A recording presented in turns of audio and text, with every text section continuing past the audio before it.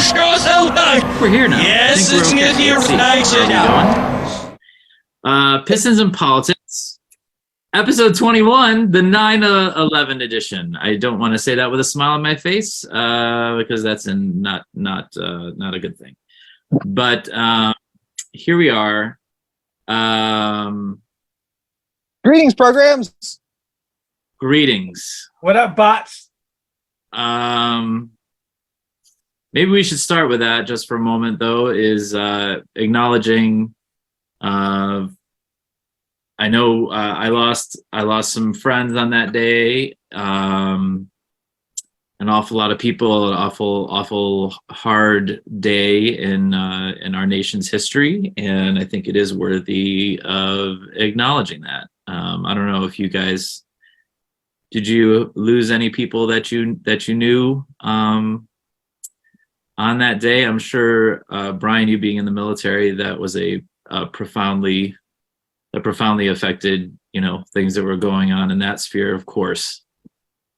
Definitely. But did anybody? Did not lose anyone.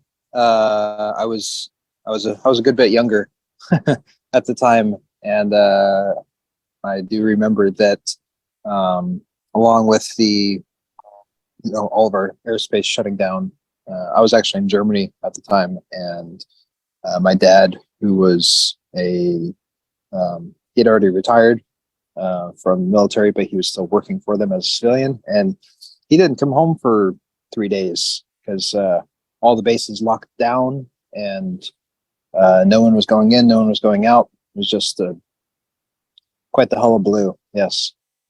Wow. And I remember too. Sorry, it was. I came home that day, and because I was 6 hours ahead, I missed the second plane hitting by just a matter of minutes. Walking in the front door, and my mom had the TV on, and she was already watching, and then we watched the towers go down right before dinner. Yeah, quite a way to come home from school that day. Yeah. Oh. How about you, Ed? I was living in Florida, but I was in Chicago for a gig that was at the that big can't remember what it's called, that huge, what was that merchandise? Anyway, and I was doing a gig for IBM, and their office was in one of the buildings. So we got, like, the next day we didn't do the gig, and then the next day they called in and they all knew, like, half their office was just gone. And then I was stuck in Chicago trying to get to Florida with no airlines. So I took trains, I took buses, and it took me a couple of days, but I finally got home. Yeah, it was really interesting and really spooky, and really different from anything else I'd ever I experienced before or since. What about you, Jeremy?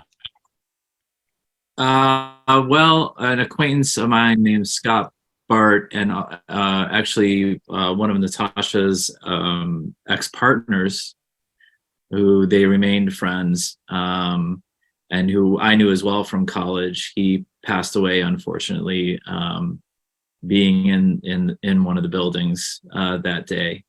And that's the one person that I knew personally, who was an alum of SUNY Oswego, where we went to school. And he was a singer and a theater artist, and but he was working in the financial industry, I believe, at the time. And he lost his life that day. So we usually on this day go to out to Pasadena, where they have flags posted for all of the people they have an American flag for every American citizen that passed away, and then they have the nations of all the international people that were lost that day as well. They have a flag for every person on that on the rolling hill there in front of the college. I'm trying to remember the name of the college right now, but out by the ocean. It's very beautiful and solemn, and I will hope to visit later in the week, but we usually do that. And this weekend I happened to be with a large group of people. We were up in Santa Barbara camping, and a lot of the conversation was about how America can unite again, like how there's a way, how can that happen? How could that ever happen again?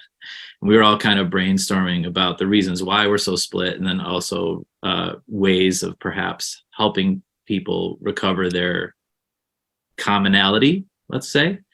And I think that may be one of the last times. I absolutely despise George Bush, but I remember him throwing a pitch at Yankee Stadium after that happened. And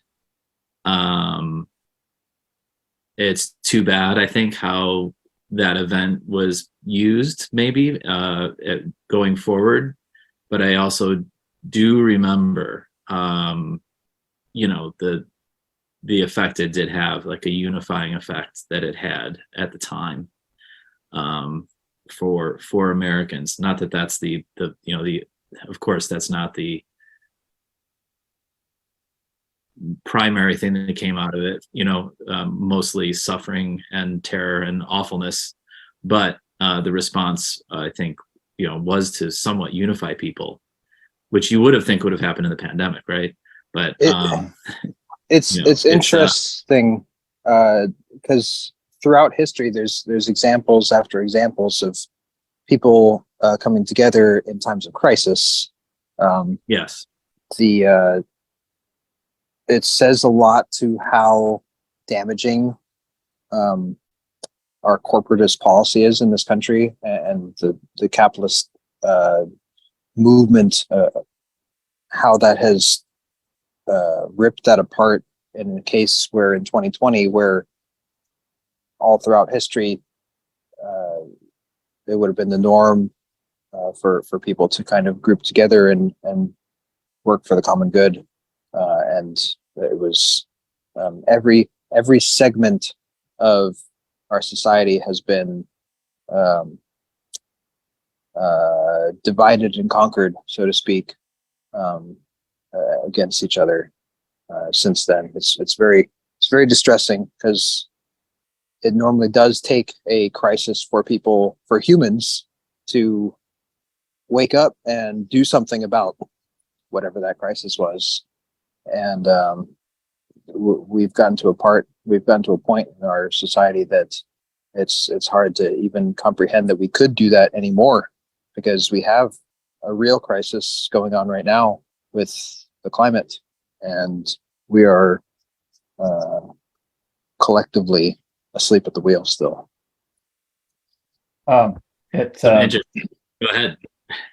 Well, you hate to say that fascism makes everything political, but fascism makes everything political. Now, everything is a signal to an alignment of something. I mean, it's the Orwellian people policing themselves based on these made up criteria that are floating. And if you're not flexible in your criteria, if you like to have standard, if you like your world to be the same every day, and you work to build that world, people who change their minds constantly and make new things up all the time, they just look crazy. But I was, as I mentioned, I would happen to be listening to Noam Chomsky before we got out there. And the one thing he was talking, well, there's quite a bit, of course, but I like him because he's very, I think his thoughts are very orderly, and he moves what's the word I want to say? It's not ploddingly, but he moves purposefully and Methodically? through It's methodical. He's methodically, very sequential. Yeah. Mhm. very, very methodic, and he goes through history and so on. And one of the things, he was pointing out was that when you hollow out, let's say manufacturing, when you hollow out the country, all right, when you hollow out the country as far as economic well-being, that this is the place where fascists live. This is the breeding ground, the best breeding ground. And because in his estimation, the far right can't survive on their actual policies, which just continue to do more of that to the very people that support them, then they are forced to create these culture wars in order to maintain people's allegiance. And that is not to forgive. Of course, listening to Chomsky, he's not forgiving, the second business party in the country, right? He's not forgiving, the Democratic side of the coin in that. But he was talking very much about how, hollowing out the country economically is leads to the only way that far right bit can survive, right? Which is to appeal to people's fears and that sort of thing. So in terms of a political philosophy, it's actually really interesting in a couple of ways, because fascism is the party, or is the political system of hypercapitalism anyway. Correct. Like that's what fascism is, and all of its applications throughout history, everywhere it's been applied. It's hypercapitalism marrying up the titans of industry with the levers of power in government and letting them run amok. Like that's what happens. And it's interesting. I say that it's interesting in the way that it has applied itself here, where we have hollowed ourselves out through globalization and hypercapitalization, and that has made jobs leave the middle class and capital leave the middle class. And what that does is it radicalizes people and creates extremists, because people are then left to their own devices and to try to find their way out of a system that's left them behind. And you can see that today now with the religious right. And I find that it's particularly cyclical, circular, however you want to say it, because the reason that 9/11 happened is because in a very brief sense, the West plundered the Middle East for generations and created a breeding ground for extremists, and then funded those extremists in order to fight the Soviets. And in this case, with Osama bin Laden and Al-Qaeda, funded Osama bin Laden and consorted with him for years in order to support the Mujahideen in Afghanistan, and then abandoned him, and then also continued raping and pillaging the Middle Eastern countries, which have their own autocratic regimes, but a lot of them installed by Western powers, especially the United States. And basically, we fucked around and found out through 9/11, because Osama bin Laden's manifesto was that essentially the West has been screwing around in the Middle East for too long, and it's not that we hate their citizens, it's not that we hate their way of life and their freedom, it's that they won't stop making our lives hell. And so the only way that I know how to fight back, speaking for Osama bin Laden here, is through violence, because there is no peaceful way to fight back against an imperial power as such. Osama bin Laden is definitely not Gandhi. but he created a movement within his own, um,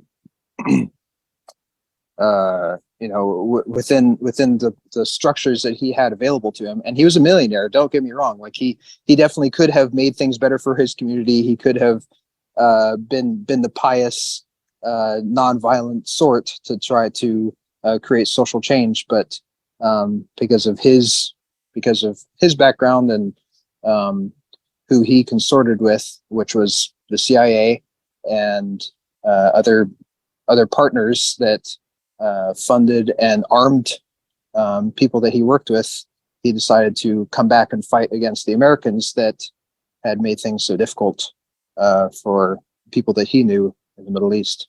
So, secular nature of, or cyclical, I'm mixing those words up again, circular nature of history repeating itself, or history rhyming with itself, because right now, today, we have a country that has been hollowed out in its institutions and in its economic, what America, pardon me, what the MAGA folk of make America great again people are thinking of, is when our economic system was booming and there was manufacturing jobs and people could buy a house on a whim, and there was there was an economic certainty of being prosperous, and that's completely gone. And when that's completely gone, people look for help, and they look for community. And if that community has a religious undertone to it, or a dangerous extremist undertone, it's very easy to fall in with that. That's where Nazis come from. That's where fascism breeds. Just like you said with what Chomsky was saying there, Jeremy. The step after your last step is they find a scapegoat, and that becomes the threat. That becomes the existential threat that is then used as the whip to keep everybody up in a frenzy while they drain the government of all of its funds. Which is what Iraq was, which is that's the whole point is a wealth transfer. Like fascism at its core, like you said, hypercapitalism is a criminal operation. Yeah. Because it's the commandeering of government by industry for all practical purposes. I mean, it's so ALEC, it comes to mind. And we saw it in hypercapitalism and hyper speed through the Iraq war that immediately followed, like completely based on a lie, just for the express purpose of the military industrial complex and the oil companies to just fleece the American government and completely rape and pillage the Middle East. Because it wasn't just Iraq; it's been Syria, it's been Jordan, it's been Lebanon. Like it destabilized the entire region. Well, oil. What's the answer to all of our troubles? Oil. So I had a thought about 9/11 as an act of war, and how it was maybe our big first act of war for the new century, and it was asymmetrical warfare. We knew what bombing was. We were into bombing, did that, but it was an asymmetrical attack. But we responded in a conventional war type situation that had all the same mistakes we had been making. It's like we hadn't learned a thing. Wrong place, wrong time, wrong blah blah blah blah. But it's as if, looking back, it was as if there was a need, like Doolittle's raid is what I was thinking. Like there was a need just to retaliate against something, because otherwise you have to say, well, how did this happen? What drove these people to the point that they would do? It is so horrific, so unfathomable. But it's exactly our political system. When you look at some other side and go, I don't even understand how you can come to that, blah, blah, blah. well, you're skipping all the steps in between because people are the way they are for reasons. And if you're not curious about what those reasons are, then you're all surprised when something like 9/11 happens. You're like, out of nowhere, it's like, it wasn't out of nowhere. And this is Not why there are really. so many conspiracy theories about 9/11 in particular, because it served on a platter to the military industrial complex and to the conservative right, carte blanche to do whatever they wanted and to Right. use that as a jumping off point to again rape and pillage, basically, economically and Yeah. and truly, because there was just like the way that, first of all, we knew that bin Laden and Al Qaeda were doing screwy stuff. Like, there were analysts that reported it in the lead up to 2001, and it was categorically ignored. And then the attacks happened, and the next day, I mean, the day of, even, people like Rumsfeld and Cheney were ready to go to Iraq. Like, Well, Iraq they already wasn't had the even, right. They well, already they had. I already had mean, it was exactly. I mean, there's so many resources of this, and I was talking Yeah. to somebody recently who, you know, the question was posed, like, why did we go to Iraq after 9/11? Because, they're not related to each other, and they're not. But it was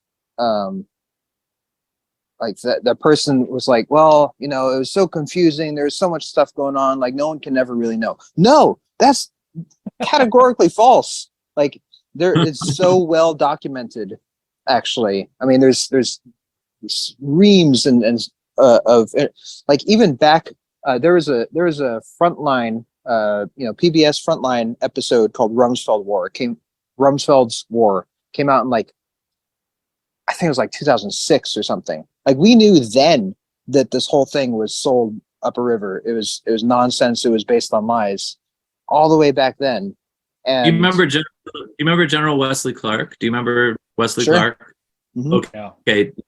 Are you familiar with when he was on, I think, Rose? He was on Charlie Rose. Yep. do you remember that? And he was on there and he was like, oh yeah, here's the way it's going to go. And he just went dicka dicka dicka dicka dicka dicka dicka. He just laid it right out. And then that's exactly, if you just follow, and that was extremely early, very early on, and you could just follow it. Yep. And you literally follow what he said. Exactly what And happened. Yep. That's exactly how it went. Well, we have started on politics. It's politics. This is- It's politics night. We'll go to racing at the end to make it nice at the Politics end. tonight. But I have a disconcerting piece of research to add to this equation, which was that hold on, I gotta find it because I took some notes today. All right, here it is. So the Wall Street Journal, not a liberal publication, did a poll of Republicans, and they were curious, and they asked some questions. And bear with me, it'll come back to the end. In the end, it's the added cherry on the top of this fascist sundae that we've been talking about. So here was the first question. It's my favorite Sunday. Has inflation moved in the right direction or the wrong direction in the past year? All right. 92% of Republicans answered that that inflation has gone up in the past year. 8% said it's gone down. Has the market gone up or down in the past year? 69% said it has gone down. 18% said it's gone up. Economically, the job market, they wanted to know about that. Has the job market improved in the last year, or has it gone down? 70% to 30% said it's gotten worse, and 88% have said that in the last year the economy has gotten worse. This is all absolutely false. It's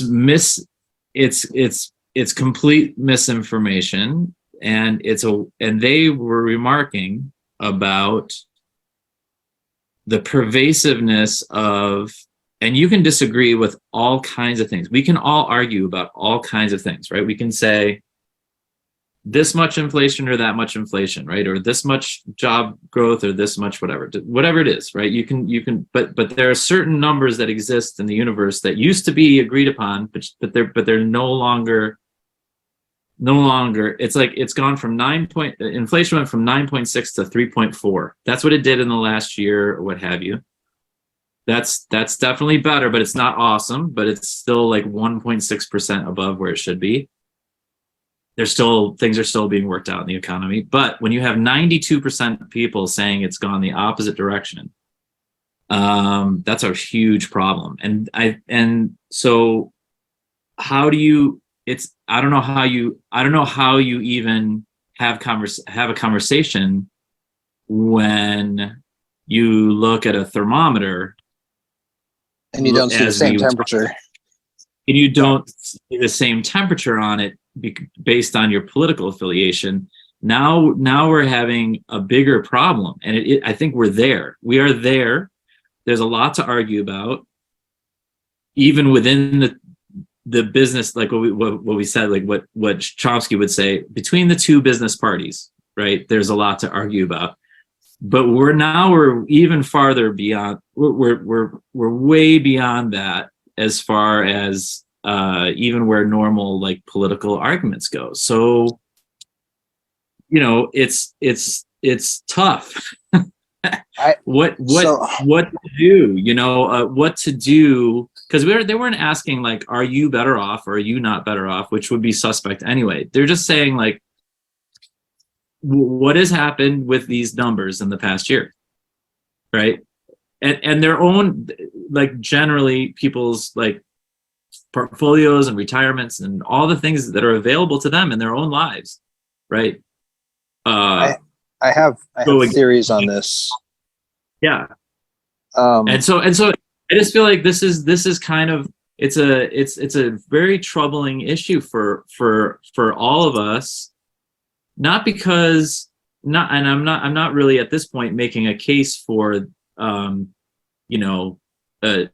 Democratic Party is amazing. That's not my point to bring it up. It's just saying that we're having trouble identifying a common reality. And I think that used to kind of exist. You'd be like, oh, these numbers are all real. We got to argue about why or where or how or what happened and whether it's good or bad. But now we don't even have that like baseline. And so where do we go? It's an interesting question. And even the Wall Street Journal is saying, or their ending was pretty just like, huh? Yeah. That's kind of like how they ended it, because they didn't really say anything like super strong. Because they don't know. They don't know how to explain themselves, and they don't know how to. The Wall Street Journal is not the people's newspaper. No. But this poll is interesting, Yeah. and I have a couple of thoughts about this, because this kind of goes back to a conversation that you and I had a little while ago, Jeremy, about the messaging that quote unquote Bidenomics is good or is better than Trumponomics, if that's what you want to call it, or whatever. Yeah. And I think this is the rub. So each of those questions is an important, there's a number attached to it, but there is a certain level of nuance that's lost when you reduce it to a number, with how those people are feeling and how they're understanding their reality around them.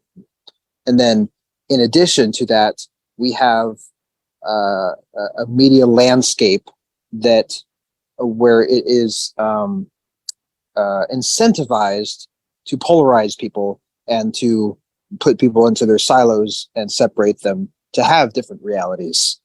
And 100%.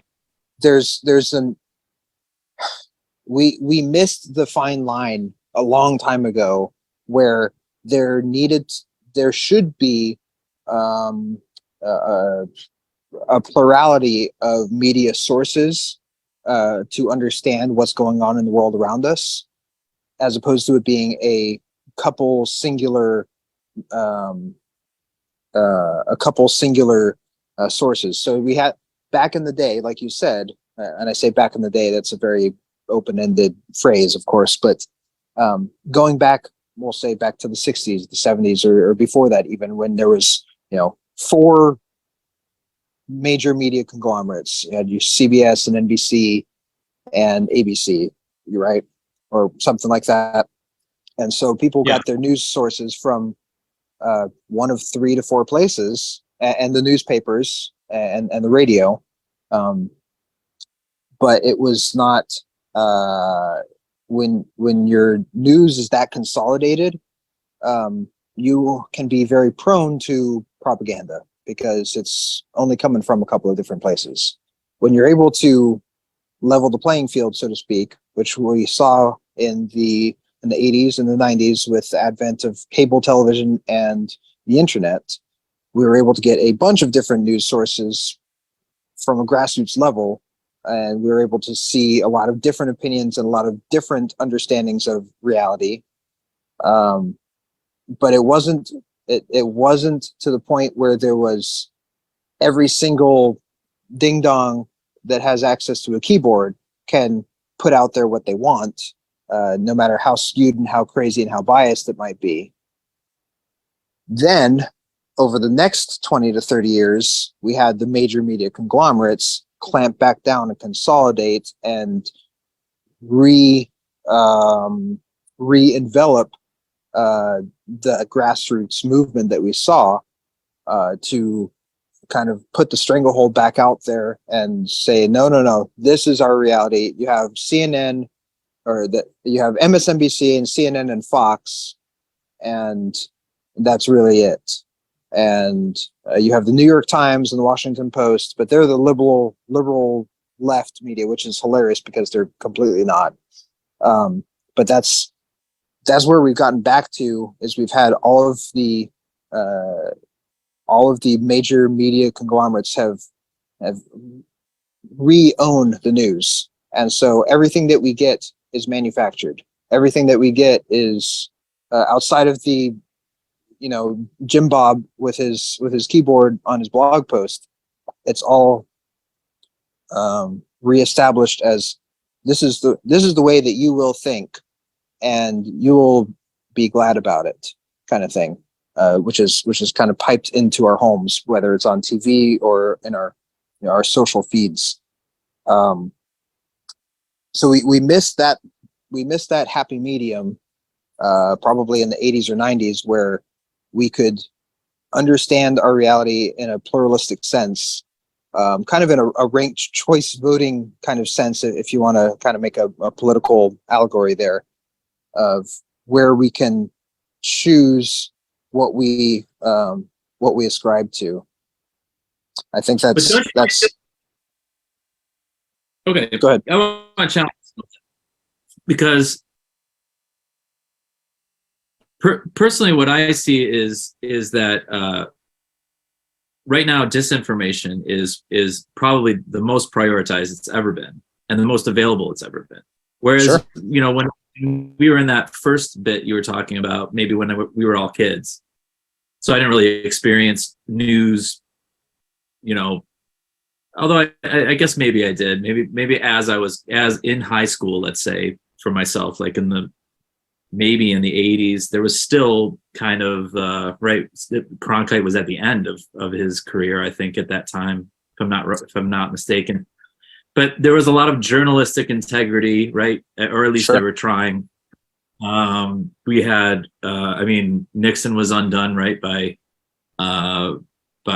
journalists. We had journalists exposing the military-industrial complex and Pentagon Papers and really in the Vietnam War and some of those things. So there was an awful lot of that, and I think I agree with everything. The only bit I would contest is that where we are now, I think right now, I think, well, you gave me a book, Brian. I'll refer to it. Taibbi's book, whatever you think of Taibbi, Hate Inc., where he talks about how, just like with the economy, where you set yourself up for fascism, that journalism and information, has abused itself, right, and made it possible for Trump to say fake news, and then and have that ring true, right? Sure. But there's also so many cases of the mainstream media lying to us over and over again, where it has legitimized that concept of fake news, even when it's being thrown out there as being untrue. Yeah, that's what I'm saying. But then you do is you empower somebody to say, we've hand counted the votes somewhere 14 times, and you've lost every single time. But because it was reported on CNN that you lost 14 times, it's fake news. And that is really a problem. And then you have, Alex Jones with his millions of people say that, you know what I mean? And I just feel like right currently in the moment, we're not in it might be corporate at its base, but I think what's dominating information right now is misinformation. And misinformation is different than propaganda, because misinformation is global warming is a hoax. CNN and MSNBC are not in that world, even though they regularly put out stories that and direct our attention in whatever way is going to make them money, to be frank, right? But so I just feel like there's the misinformation is so incentivized right now that I can't say that who has control of that misinformation, like deep misinformation. I'm talking about COVID is a hoax. Never happened. Global warming is a hoax. Doesn't exist. You could list on and on and on.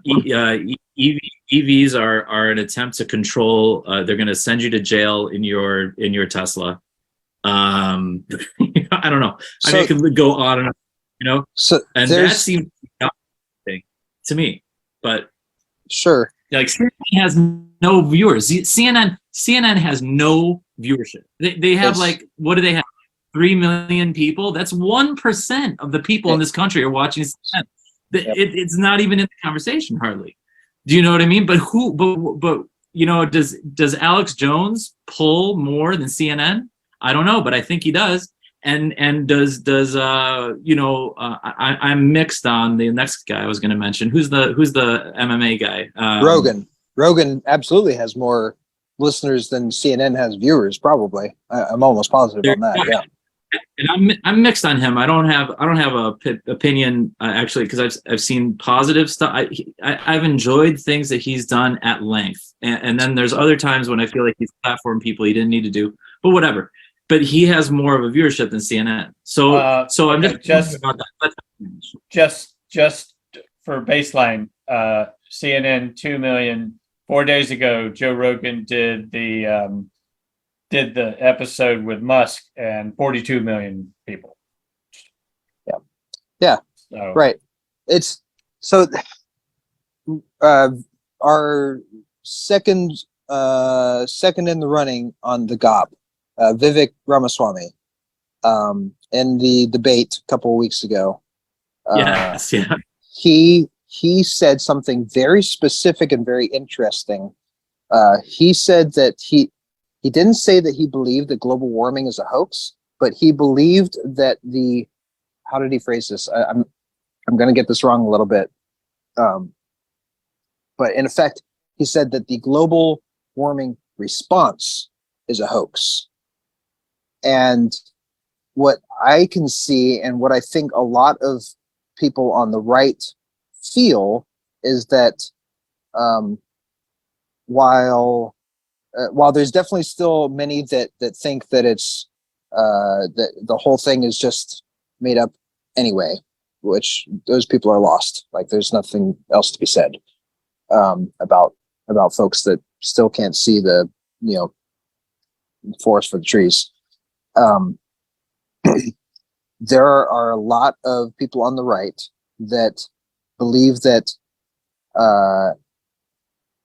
we, and I say we in a collective sense, are forcing economic choices on people in order to boost other economic interests instead of economic interest A instead of economic interest B. And their economic interest B in this case being coal and petrol power, and economic interest A being batteries. And I think there are a lot of people that just feel like everything that they hear all the time is advertising on the political side, not just on the news, but like period, just everything that we hear all day, every day, everywhere is just lies in order to get you to buy shit. And they're not wrong in that regard. Well, we are very pure here because we have no sponsors. Even though I wear a tri-head hat. Yep.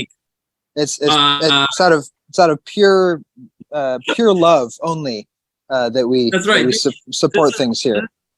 Well, so I think there's a lot of people that feel that they're constantly being sold up a river, and so they're already forced into that chapel perilous thing that I've mentioned before, where they've been lied to so much that we can't believe anything, and because of that, when we and again I say we collectively say that the world is going to hell in a handbasket because of global warming, buy EVs, stop buying petrol cars, because that's not what Jeremy and Ed and Brian are saying, but that's what the Californian economy and the Californian government is angling us into. Buy an EV because you're going to get a huge tax break for it, which is great. Cool. I'm not saying that that's a bad thing necessarily. I like that your cat is like upside down right now. But people feel constantly manipulated. And so when people respond to that poll, for example, and they say shit's not good, you could reduce that poll, like every one of those questions, to be a third option is just shit's not good. Like that's what everyone answered to that poll. It wasn't like they're not paying attention to the numbers. They're not paying attention. They're going off of pure feels. And what I know right now is that my gas right now, while it spiked up to almost $6 or $7 like a year or two ago, or like right after the Ukraine war kicked off, it got a little bit better. It dipped down into the forest, but now it's almost $6 again. It's $5.90 to get premium on base, which is hugely subsidized. It's like 30 cents cheaper than on right outside the gate on base. It's $5.90. You've been following, of course, what's happening with global oil markets, right? I mean, this will happen. This will go on until the election. I mean, 100%, surely. 100%. But this is why I'm saying that people constantly feel manipulated all of the time about everything.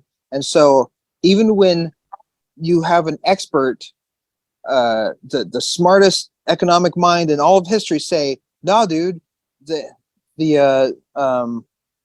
interest rate, for that matter, interest rates are, we've reached the lowest, I saw this today, we've the lowest number of home loan applications since like 1996 or something like that, or even further back.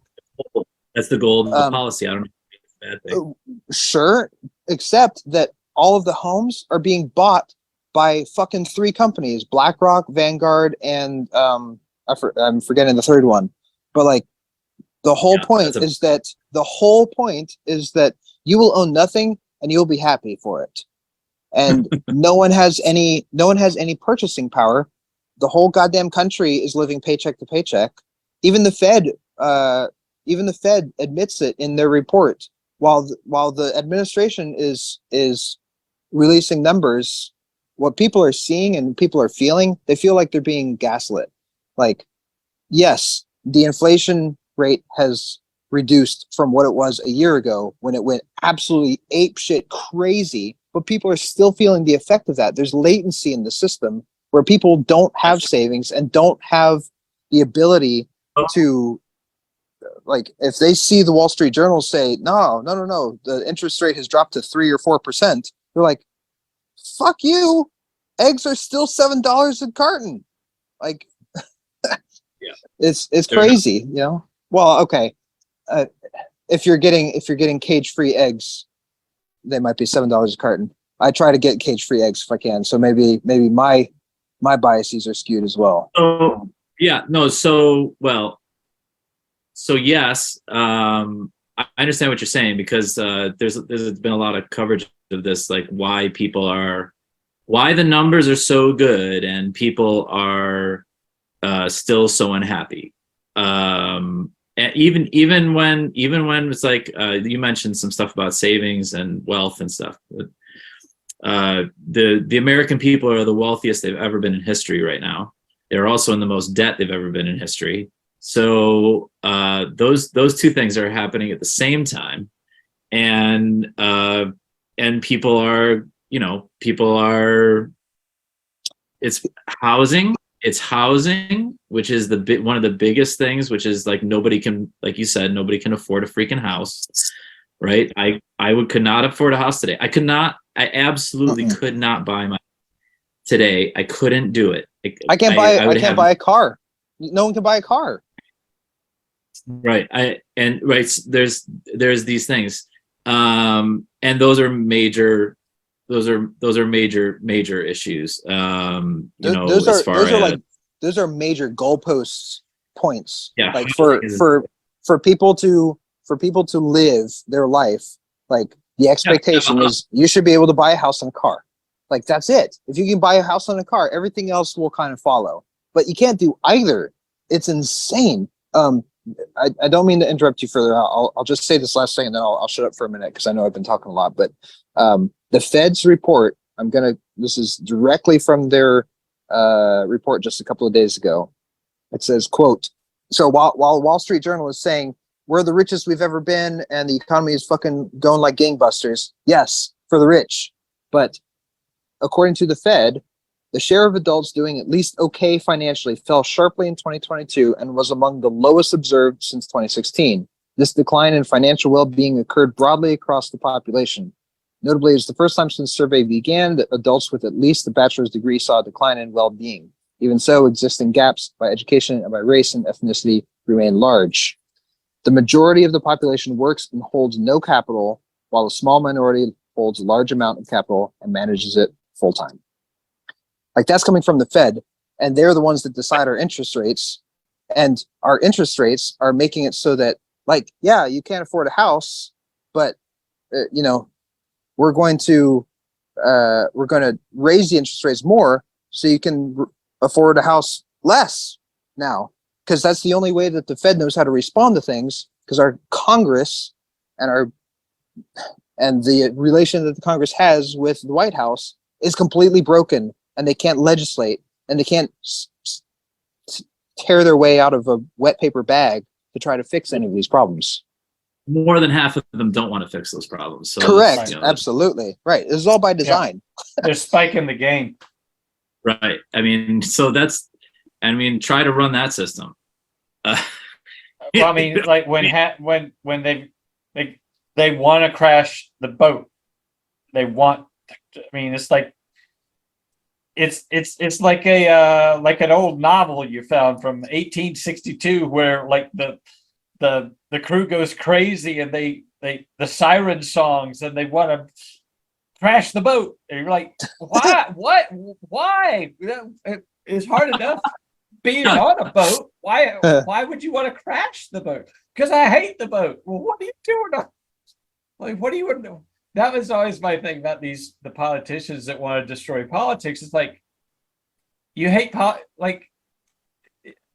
Well, that's the game. That's the game plan. I mean, that's the oldest game plan in the book. And Can I say something that I thought the other day that I hadn't thought of? Y'all are familiar with The Ring, right? Where the creepy girl calling out the TV thing. Yeah. That's what happened with The Apprentice.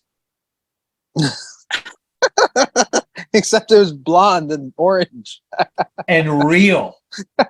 Well, it wasn't just him. Like he was just, again, like, he opened the door. Before, he's a symptom of a, like. But he was a created character. That's true. That walked out of the studio and became that same character became present. It's a character. It's a fiction. A creation, a complete fraud, a complete fabrication. And I think you're talking about the difference in realities. There are some people who that is so offensive to their sense of reality, to have a fiction, a caricature of a not real person running, a fake and a fraud, a clown, an actor, someone is an actor to do that. Like a Disney movie. Except I don't think he acts. I think this is who he really is. But he is a clown. He is all those things that you said. It's like a he's not a real person. Like the algorithm created him as an agent of chaos. It's like a Tim and Eric bit gone way too far. You know? I mean like, but pull the plug. Like it's stop. Like it's not funny anymore, right? Okay. Anyway, but that's what it is. So and what that did. There's a show that I'm really tempted to watch because the people on it look completely synthetic to me, completely synthetic, and I'm fascinated by that. But it's sold as entertainment, but it's also sold as a cultural thing. So I shouldn't watch it because I'd be watching it with that. It's not. I'm not the audience. What show is this, or are you talking about the American political system? There's absolutely no way I would ever mention the title of this show. No way. Nope. I'm smarter than that. But my point is, I have this impulse to watch this completely fraudulent fake thing, right? Mm-hmm. Knowing that I'm supposed to be confused about whether it is or isn't. I'm bored with that. I'm bored being confused about what is it that I'm looking at. Is it crazy? Is it doing it on purpose? Is it dangerous? It's 100% doing it on purpose. Yeah. Like it's you're kind of joking, but you're kind of not. Like I seriously believe that there's a almost a fetishized nature to this simulation theory aspect that we are all going through, of having this social and electronic persona versus our real life. I don't know if you guys saw that link I sent you a day or two ago about the Doppelganger, this book that's being written by Naomi Klein, who's an amazing amazing author, amazing journalist. There's definitely this aspect of disassociation that we're all going through, and I think that, and this is what's so bothersome and so distressing, that disassociation in and of itself is being capitalized upon. There's this, we are all feeling this weird detachment from the society that we all live in, because it's so off the rails, it's so high speed all of the time, and we can't ever keep up with any of it, that there's almost this this idea and concept that, like, to cash in on how we all feel, like the Black Mirror show. Ugh. Like there's a couple of other ones that are like that. I'm forgetting the name of it, but a couple other streaming services have come up with shows like similar to that, kind of this um crud Twilight Zone-esque Yeah. nature of reality thing that we all seem to be going through at this point in time. And when you get down to the science of it, which is really fascinating to me personally, you talk about stuff like sim theory and how AI works and stuff like that. But then you have people that are just trying to go through their lives and pay their paychecks or pay their bills, and everyone is just, we've been absolutely pushed to the nether ends of how humanity as a species has as existence can work without it falling in on itself and becoming a black hole. Like or an orange hole, if you want to if you want to make a joke about it. Because like there's every single time that there is somebody that comes out and tries to disrupt the system, or either in a sense of trying to capitalize upon it, or people that are actually trying to do good, they are demonized. Pardon me, because no matter how much Trump is a fascinating figure of history. Terrible, but fascinating in the sense that, like, his own party ran against him in 2020. Like you had the classic neocons, like people like Bill Kristol and do you guys remember the I think it's called the Lincoln Project or Project Lincoln or something like that came out in 2020, 2019, 2020. Like, those people are the people that wanted us to be where we are today. Like, those are the people that put all of the policy into place for us to make the monster that was Trump come to be. And then they ran against him and said, like, oh, he's bad. Oh, he's bad. Oh, he's bad. But like, this was not an enemy of my enemy is my friend kind of situation. It's like, these are the people that got us here in the first place. And then you have this crazy orangutan that is, running amok. Like, you can't,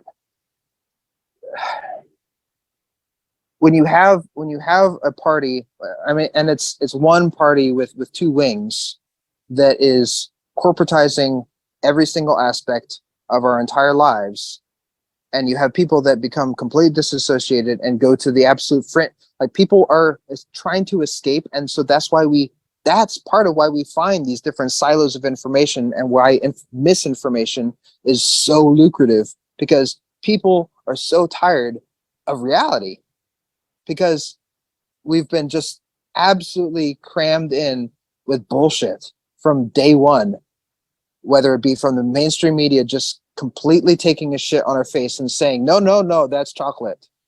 Or we have our political figures who say one thing but do another over and over and over again. And while that's part of politics, that's true, that is part of politics, you have to compromise. At the same time, stop fucking promising everything if you don't know that you're going to be able to do it. And people just get lied to over and over, to the point where people will believe anything, or they don't believe anything. And this is why we are where we are, because we've been lied to for decades, like decades and decades. This goes back way beyond. I mean, this is birth of the nation kind of stuff, but especially so, it has hyperspeeded itself kind of since we won World War II, and we basically got to run the world, and globalization got to get kicked off. We're living an artificial life. Yeah, I think there's an awful lot of effort right now. I would just say that there's an awful lot of effort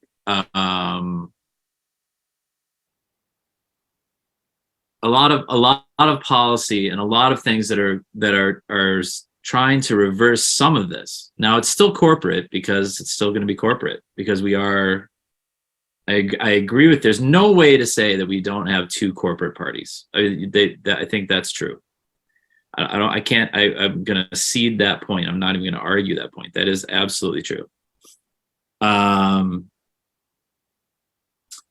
version of that, though, is on a hyper extreme. I mean, we've left the bill. Like the Lincoln Project Republicans have left. I don't even know where they are. Like, who's representing that part of the party in the primary? Maybe the New Jersey governor. What's Chris his name? Christie. Chris Christie and what's her face? Who was and Secretary maybe of State for a minute. Yeah, maybe the UN ambassador. Or UN ambassador. UN right, ambassador. Yeah. And Nikki Haley. Nikki Haley. There you go. Maybe. Yep. They still all raised their hand and said, even if Trump was in a jail cell somewhere for We'll still support violating, the bid. Yep. They'd all vote for him anyway. I mean, they're all weakling bastards anyway. But whatever. It's Team America. But It's the puppets fighting each other. It's all puppetry. Yeah. It's insane. I've been thinking about Team America a lot lately. I really have. Jeremy, I'm Yeah. sorry. I didn't mean to interrupt you. I'm sorry, Jeremy. No. Well, all I was going to say was that upon researching, and you have to research. This is my dilemma, because Brian, I want to say to you that when in 2016, I was far more left than I am today. Not in belief, but in action. Okay, like in Sure. other words, in political.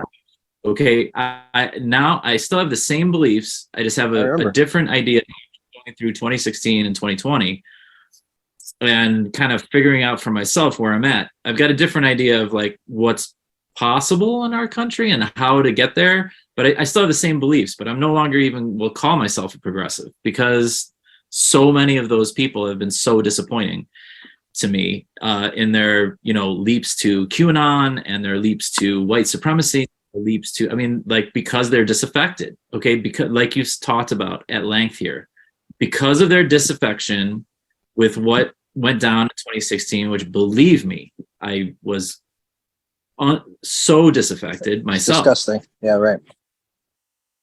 And I went through that experience, live, live on my phone. I had, experience of reality happening on my phone and watching what was being reported, which was a very different thing while it was live on my phone. Yep. So I've been there, but upon research, you can find there's actually a movement, and Biden is not the most expected vehicle for some of these things to happen, but some things are happening, and they are not loved by corporate America. Insulin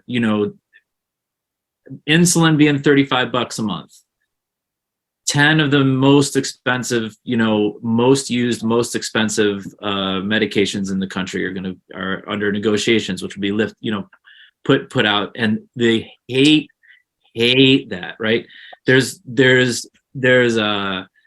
all kinds of environmental stuff that's going on that is mixed, but also, there's an awful lot that is you can point to that's far better than eliminating the EPA, right? Which is what the other side wants to do right now.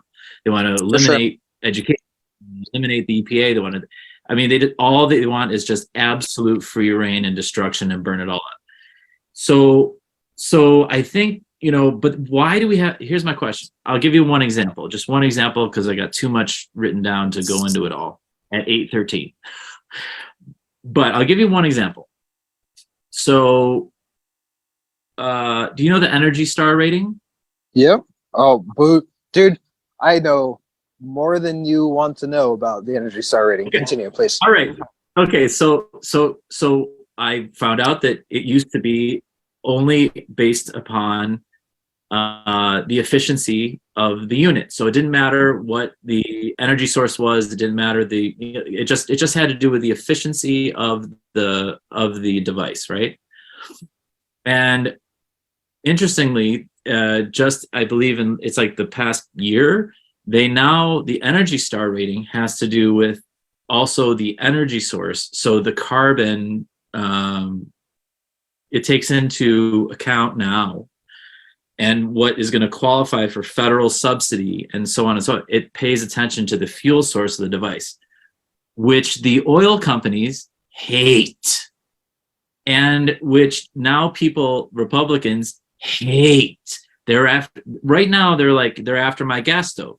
Well, in a way, they are after your gas stove, because it's no longer going to get an Energy Star rating for being efficient in how it uses gas. Now it's going to say, no, the energy source that is the lowest carbon is what's going to get the Energy Star rating, and that's what we're going to subsidize. They hate it. And this is on it's like a minutia, right? It kind of seems like minutia, but who knows that? I didn't know that yesterday. I know that today. You know what I mean? It's just like, if you just go like, and there's a violent reaction to that policy change. So the question is, like, even if you're trying to do the smallest good thing, the smallest good thing gets killed by the people who hate the smallest good thing. And then the people who want all the good, like myself, and I assume like all of us, we would like our energy appliances to be as good as they could possibly be, right? Why wouldn't you? And we would like the government to say, here, let's help you buy the best shit possible. I would like that. That's fine with me. Like, if I'm going to get a new range, I want to get some help buying my new range. And if it's helping the planet to not burn as much, great. I think that's a win-win-win. But, people on the left will say, well, I don't know. I don't know what you would say, but it's not enough. So what happens is, even when you're doing something decent, and it's not the best thing in the world, because you can't possibly get that past anybody, but you're doing the best you can, you get attacked from the crazies on the right. You get attacked from the left by people who have good heart, who want the very best for everyone. And then the thing that you can actually get done just falls like a lead balloon. Does that make sense? Yes. Yeah. So it's so how do you win that equation? Like once you said, Brian, like, would you rather, you were just going to burn slower? Yep. And yes. Yeah, I'm certainly hoping that we can burn slower, and then, I don't know, it gives us a chance to fix it somehow. I don't know. But I'm picking that direction, even though it is absolutely corporate. It's like you said, Brian, we can't really buy ourselves out of the situation we believe we're in, as far as, like, you can't produce and buy or manufacture yourself out of the situation we're in. I think that's probably the reality of it. But that's corporate's only answer, right? Because the only answer to anything is grow. That's the only answer. Oh my God, Ed, you're reading my fucking mind. Keep growing. No matter what, keep growing. Okay, is the temperature up? Great. How do we grow in this new market atmosphere? I was looking up bulletproof backpacks. All right, 2 years ago, I was making, for Halloween, I wanted to make like really evil back to school Halloween themed commercials about rebreathers and bulletproof backpacks. It's not a joke now, because you can buy $100 backpack. It has unicorns and stars on it, and it's bulletproof. Like, the level of insanity. Anyway, we've capitalized it all. Yeah, keep going. But you have to grow. There's now a whole industry on how to protect kids from getting bullets in school. There's a whole industry on returning Amazon stuff. There's a whole secondary industry based on people buying something and then going, oh, no, I don't want that, and mailing it back. There are people who only make their money from that impulse correction. Ed, I want you to keep going, but I have to interject with what I texted you guys at the end of last week, and that is that in this is a specific example of it, what you're describing. Capitalism's greatest accomplishment of all time, period, ever, is its commodification of its opposition. Every single thing that you could possibly do to try to turn the wick down has been capitalized to the max. Right. Fucking bulletproof backpacks with unicorns on them. Like, Right. we've lost our minds. Like, this is. I'm sorry. Did you have more to keep going with? I just wanted to. Yeah.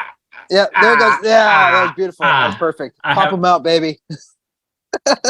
You use Yeah. the tools that you have available to you. You know what I'm saying? Our Here's the sex budget on this show needs improvements.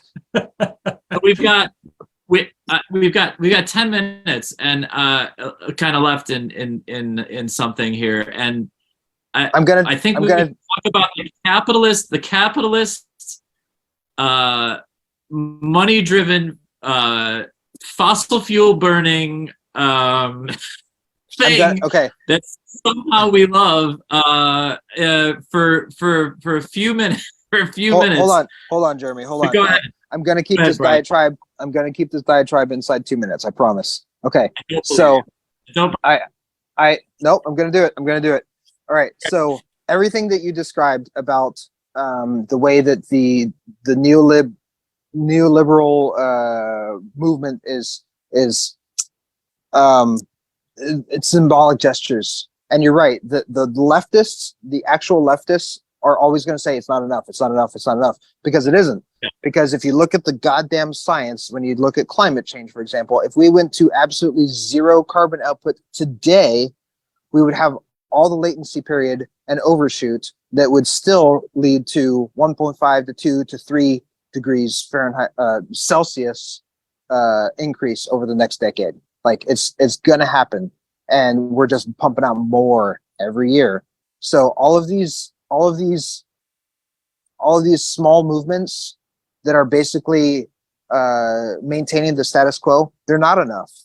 If you want to maintain the normalcy that we've had and that we've come to grow accustomed to over the last century, like, it's not going to happen. That boat has sunk. The bridge is burnt. Like, we're into a new world now. And you can see the symbolic gestures. Like, even when there's corporate capture on all of it, and there's governmental institution capture on all these things. Like, Nicole loves to watch NCIS, which is she doesn't really have any political thought to it, but like, it is a propaganda show. Like, even the CIA, sometimes the CIA is the bad guy in the show, but it always gets solved in the end, and the federal institutions all work together, and the bad guy gets caught. Like, every single episode. And it's even the times when the CIA is they're bad, like, there's the good person in there that helps it become better. Like, there's so much of that, where even when we are given the platitude of, like, we're not torpedoing the EPA, they're not going to be gone, we're still approving more oil pipelines and more drilling sites than we ever have, even during Trump. Like, we can't, and this is why people are like, I don't believe this climate bullshit, because we're still doing the same thing, except even more. And, under the administration that says climate change is bad, like, but we're still doing the same thing. Okay, wait a second. I gotta push back on that. So you have 4,000 new wells, and you have to do a lease sale, because it's required by the only way that they could get $300 billion of green energy investment and billions and billions of dollars in equity stuff, EPA stuff. The Sure. only way they could get all of that done was to make a deal with the fossil fuel asshole in West Virginia who forced all that to happen. Yep. So it is I agree. a crazy I You know what I'm agree saying? with It's not like that's somebody. true, and that's the I agree. You're right. It's not the Monopoly man. Like you said, the mustache. Or it's not Doctor Evil, but it's I mean, it is kind of a mansion. I believe he is fucking evil because the only thing he's thinking about is his own family's, financial legacy. I'm just all I'm saying is that, like, in order to get the stuff that you can point to that is actually happening that is good, they had to give a freaking pipeline up, and they had to do these lease sales in order to get wind farm leases. I don't agree. Crazy. Like I understand what you're saying, but I don't agree because if the party and if Biden wanted to, they would fucking kill Manchin. Like they would torpedo that dude. They would put him in the political ground because they would figure out how to subsidize that state so that people would be able to have jobs instead of the fucking coal industry. Like they would figure it out. There are a bazillion ideas if we just run with any of them, but none of our people in politics have any ideas except slow down the crazy right assholes. That's the only idea.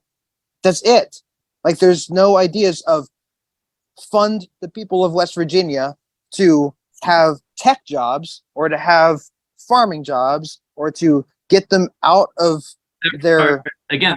What king does that though, Brian? How do you accomplish that legislation? I mean, yes, that's a great idea. I would love that idea. Democrat Jeremy in 2016, the party rolled over, and in 2020, the party rolled over for who they wanted. If they didn't want Manchin to be playing games and running the show, they would do it. But I don't. Who wins an election in West Virginia? That's a progressive Democrat.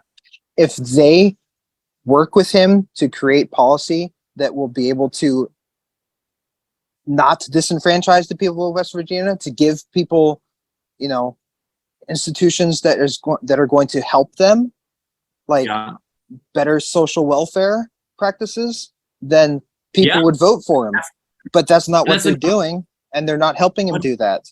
He is coming to the table and saying, I only want this, and I'm only going to take this, and all of you can just shut the fuck up because that's all I'm going to take. And so if the party decided to work within the state and create organizations and create opportunities for the people that would vote for them, look at the what's his face guy from Pennsylvania, the super tall guy that only wears gym shorts. Yeah.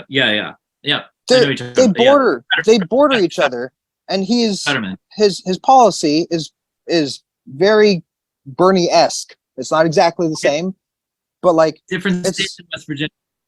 It's a different state, but they border each other and they have very similar problems. And they listened to this dude because he went with them and said, "These are the things I'm going to try to change and make better." Manchin is in the corporate pocket of the coal companies, and sure. And so the DNC said, and the DNC is worried. Yeah. And the DNC said, "Yep, you're it. You're our only option. That's all we can do. We have no other. We've tried nothing, and we were all out of ideas."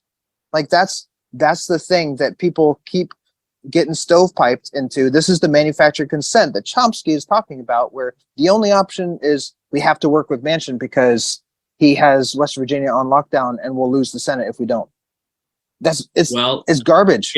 If we run with policy that will actually help people will fucking vote for it. You saw it with Bernie, and then the party was like, Trixies. Not enough people voted for Bernie in either one of those races, honestly. And I had many times, both times that the party fucking torpedoed him. It. Well, you were just talking about it.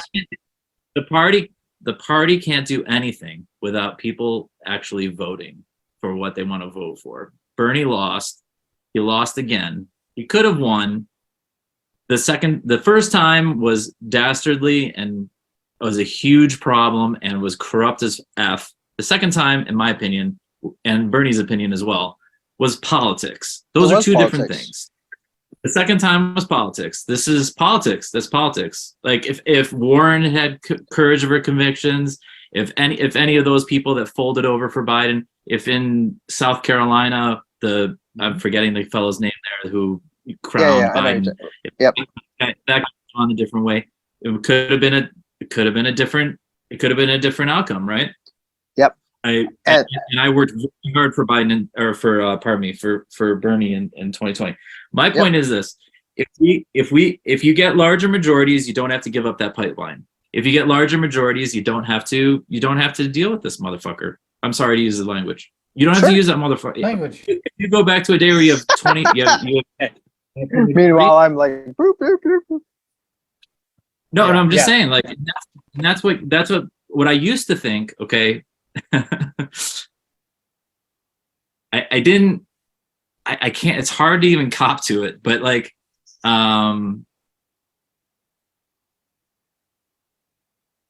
I didn't understand fully how this winner take all democratic system we're in functions and how limiting it is to our choices, realistic choices in national races. I didn't grok that. I didn't grok it at all. And Sure. So what I'm hoping for, I don't know what just happened. I put a hand up. I don't know how that happened. Maybe did the AI do that? I can see it, but don't worry about it. Keep going. The AI put my hand up. Yeah. Jeremy. Okay. Thanks. Yes, Jeremy, continue. Let's go with Jeremy. Okay. I think we I should hear from Jeremy now. Okay, so the guy who I happen to really have affection for, Bernie Sanders. Okay, he knew better than me, what the threat was from the orange gas bag, B, how close we were to losing the country. These types of things, which seem basic, but he was concerned with in 2016, 2020, and now and today. He's still he's still there working hard every single day just because he's like the Energizer Bunny and whatever. He's like the honey badger. He's just gonna keep working at it.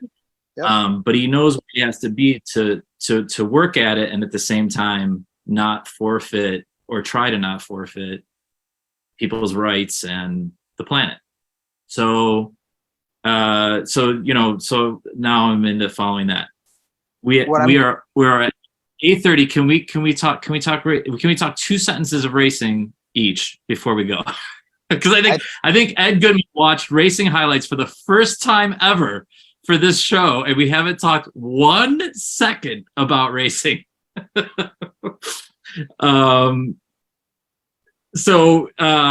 Brian, at your behest, I watched a half hour of Laguna Seca. It's not nearly enough. No, but it was the highlights. It was like the highlights took a half hour. I mean, it was freaking nuts. It was ridiculous. Yep. I mean, and Jeremy's talking about the Indy race, Ed. It was at Laguna Seca. It's up in I always forget the name. Keep thinking like Salinas, Medina. What the heck is the city? Monterey. Goodness gracious. Beautiful track. Huge elevation changes. Has one of the most famous corners in all of racetracks worldwide. The corkscrew. And Jeremy and I are going to be going up there in a couple of weeks. I'm super duper crazy stupid stoked about it. Can't wait. Yeah. Just absolutely insane, stupid, crazy race.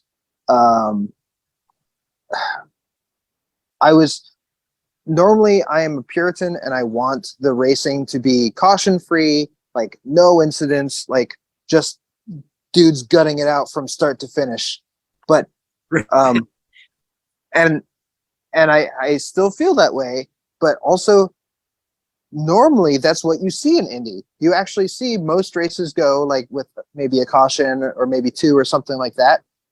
This race had, I think it was 9 cautions. I mean the pace car ran out of gas. The So pace car let's- ran out of gas. I fucking loved this race because it was absolutely insane. It was absolutely nuts, crazy, stupid nutter butters. And I haven't seen that from an Indy race in a good while. Sometimes the street races can be kind of like that. Yeah. And we haven't really seen that this season. This one, the track was repaved, so it was much faster, but it was also very slick. And if you were offline, it was very easy to lose control. So that we had lots of situations of drivers making mistakes and looking much more human than normal. And almost goddamn every restart, which I was annoyed at, the guys were going too hard, too fast, and creating cautions right as soon as they went to a restart. Because they were trying to win in one corner. But Scott Dixon, once again, because this is what he does, pulled off a victory, even despite having a penalty and having to go to the back of the field for an incident that he did not cause, and which was a terrible call from race control. Dude and his team, just every single time, they make the best of everything. Alex Palou should have won the race, was absolutely insanely competitive, had like a 10-second, 12-second lead or something. But we saw all kinds of people that you never see in the top 10 dicing it up. We had Agustin Canapino, should have been on the podium, except that he had damage in his last stint. Like, just an absolute nuts race. I heard from the announcers something that I hadn't heard before, and they talked about Dixie Dust, which is a funny little turn of phrase. Did you hear that, Brian? They're like, I don't think I might have missed it. Yeah, the Dixie Dust. They were saying, just like what this guy does is he goes super fast and he saves fuel at the same time, better than anybody. And he did it again. He did it again. He did it again. And his team just makes the right decisions. Like they keep their head on straight no matter how stupid it gets, and they put him in a position to be there at the end. How many times did Castronova spin? About 15. Yeah, just ridiculous. You know, and one thing, I saw that they had go-karts running during the race, Brian. Are we going to get to go-karting down at the track when we're at the Porsche reunion? Possibly. There were like highlights down next to turn one. Yeah, in the back of the highlights, half the time are people running around in go-karts. And I was like, oh, we're going to do that. Definitely have to check it out. Yeah, super nutty, super crazy race. And they had some. I mean, it was just wild. It was a wild race. I wonder how much of it also has to do with the fact that the championship was over, and you know what I mean. Everybody's kind of. I think there are a lot of people that were there are a lot of guys that are switching teams next season. This was the last race. Yeah. Alex Palou and Scott Dixon stunk up the season and won half the races. So like there were tons of guys that had no wins that normally win or normally are much more competitive, and I think people just sent it. Like it was the whole. If you encapsulate the whole race into 2 words, it would just be "send it." So true. Yeah, it was exciting. I can't imagine like actually. I think it was exciting to watch the half hour of highlights, and if they're the extended highlights, and there's like 32 minutes or something of them, and I did get to see those. In NASCAR, I've been fighting off depression because it was a bad weekend for my guy, Bubba Wallace, but not just a bad weekend, probably the worst kind of weekend you could have, which was that he was running second and had either the second fastest or the first fastest car. He came in second after the first stage at out in Kansas. And then promptly in the second stage, running second, blew a right rear and it put him into the wall, and he never recovered and finished like 31st, and his teammate won the race with a really stunning and brave move to win the race. Very exciting in overtime there in Kansas. But Martin Truex Jr. is now below the cut line after winning the entire regular season. After 2 races, he's below the cut line, which is insane. Oof. I have him in my final 4, and he's just crashed and burned so far, and he's not very good at Bristol, so we're going to see what happens there. But yeah, for Bubba to have that happen was crazy. One thing though, I will say, we were in the camper coming back from Santa Barbara, and I was listening on XM, and there's a station. Each driver has a station, so I was listening to the XM, the MRN broadcast on the radio.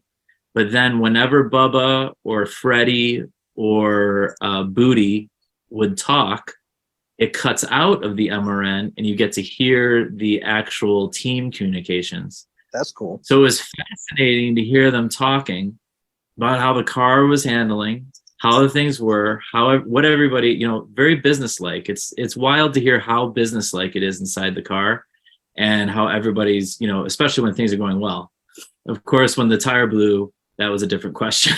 There are some different things going on. But then after that happened, were the kids in the car? You probably had to turn the volume down on that. Yeah, that's true. Well, and they were after, very shortly after that, they were just joking around. They're just joking around because what can you do? I mean, what can you do? You went 3 laps down or 4 laps down, and they're just like, yeah, so what are you guys gonna do on Wednesday night? Whatever. They're talking about BS the rest of the race, and it was an interesting thing. But that I don't know. It's, as I've said, I've got a love-hate relationship with that system. And my guy has a chance. He's 19 points out. I mean, a miracle could happen and he could get out. He could win. Is it the Roval that they're going to? Oh, they're going to Bristol night race. Oh, Bristol. You said that. Sorry. Yeah. Okay.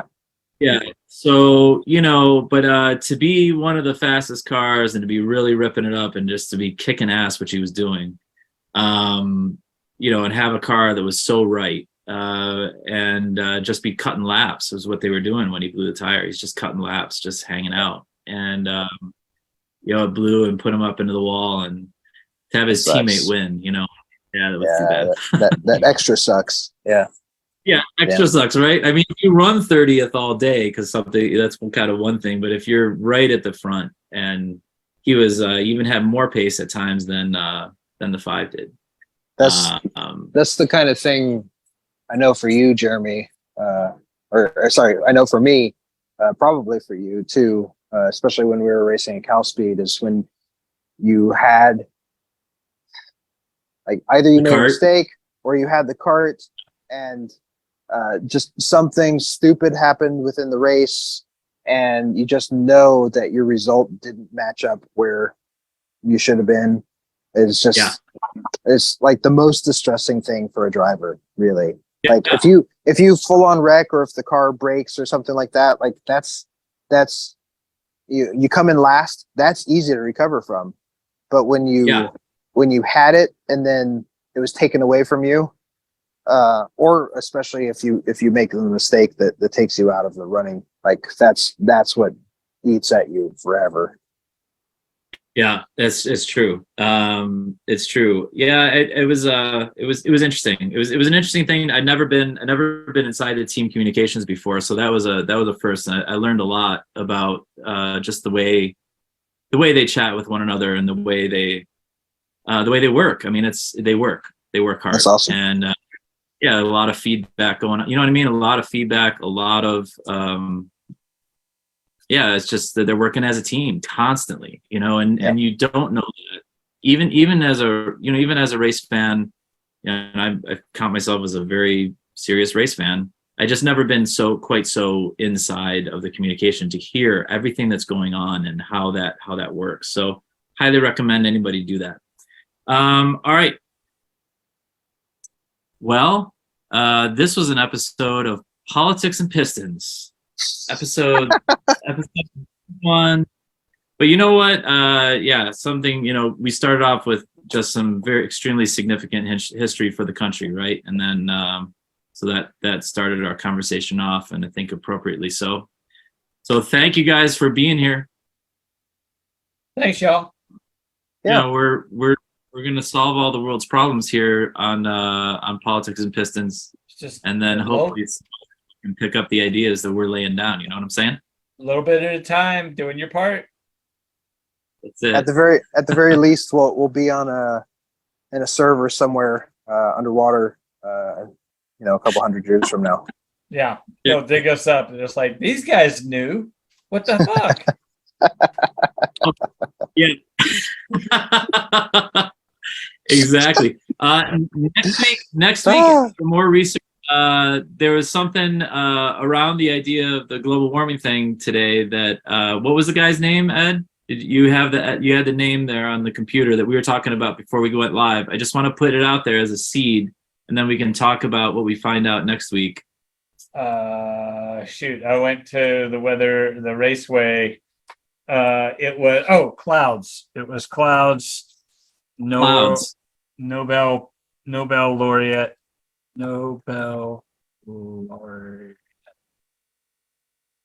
Clouds.